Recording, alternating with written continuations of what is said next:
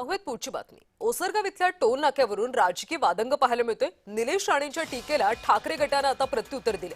Toll माफीसाठी आम्ही आंदोलन करणारच, उबाठाच्या नेत्यांनी आता इशारा दिला।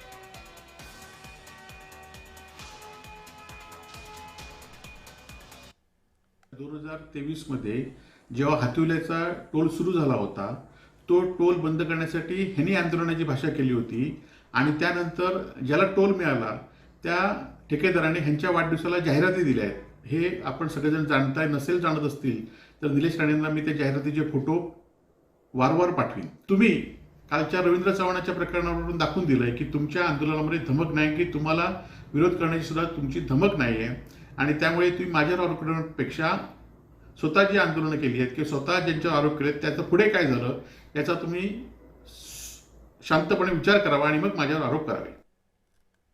ओसरगाव इथला टोल नाका सिंधुदुर्ग जिल्ह्याच्या बरोबर मध्यवर्ती ठिकाणी असल्यामुळे जिल्हा केंद्रामध्ये येणाऱ्या अनेक वाहनांना, शेकडो हजारोच्या संख्येने येणाऱ्या वाहनांना दररोज टोलचा जो फटका पडणार आहे तो सिंधुदुर्गवासियांना पेलवणारा नाहीये आणि म्हणून आमची मागणी एकच आहे की ओसरगावचा टोल नाका सुरू करा, परंतु कोणत्याही परिस्थितीमध्ये सिंधुदुर्गवासियांना टोल मुक्ती मिळालीच पाहिजे, तरच हा टोल नाका सुरू होईल, अन्यथा नाही।